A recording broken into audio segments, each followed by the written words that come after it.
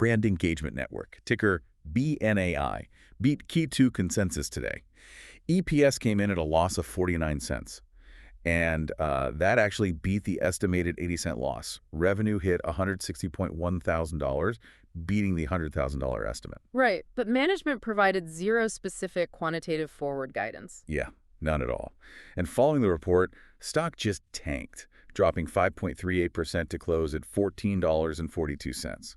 So, I mean, we have this massive 38% earnings beat, yet Wall Street aggressively dumped the stock. It's wild. Our mission today is to unpack exactly why the market punished what looked like, a stellar quarter on paper. Exactly. And to analyze their really aggressive M&A strategy against what is essentially a severely ticking liquidity clock. Because the mismatch between those headline numbers and the actual market reaction is just, well, it's glaring. If you look at their actual operating margins, the core business is heavily bleeding cash. Oh, completely bleeding cash. Operating expenses swelled to $3.69 million for the quarter. Right, $3.69 million against $160,000 in revenue. It makes you wonder how they beat that EPS estimate so handily. It comes down entirely to accounting mechanics, honestly. It's not core business performance.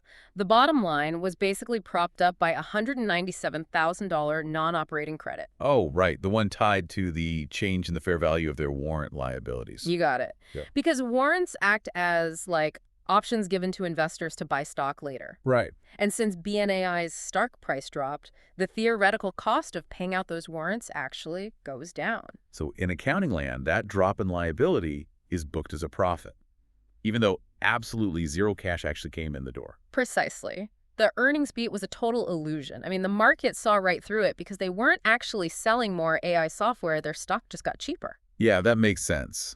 So if the core business is bleeding cash like that, how is management trying to fix the leak? Looking at the earnings call, they seem to be, trying to buy their way out of it. They really do. The commentary focused entirely on expansion, specifically that $19.5 million acquisition of Cataneo on June 30th. Right, the German company. Yeah, Cataneo GmbH. From a balance sheet perspective, it doubles BNAI's total assets to $30.7 million. Wow. And it bumps shareholders' equity up to $19.4 million. Strategically, though, it's all about distribution. They want to take their conversational AI ecosystem and just plug it straight into Cataneo's established ad tech network. Because building a customer base from scratch is just too slow right now. Exactly. And they aren't stopping there either. They announced that new healthcare joint venture for AI-powered health coaching. Yeah, and they also took a 10% stake in Accelerate Solutions for fleet management. It's just, looking at this M&A spree, it feels like buying a new mansion while the power company is literally threatening to shut off your lights. That is a perfect analogy. You have a race car running out of gas, and instead of pulling into a pit stop for fuel, they're just buying a heavier, upgraded engine. It adds value on paper, sure, but it drains their remaining fuel even faster. And that structural friction is the real story here, right? Because they did manage to raise nearly $16 million recently. They did, yeah, almost $16 million. But they immediately turned around and burned through $5.61 million in operations. Yikes. And then another $9.8 million in investing activities to fund all these new deals. Which, if you do the math, leaves them with just $708,000 in actual cash on hand. $708,000 against a $62 million accumulated deficit. That is a massive cash drain.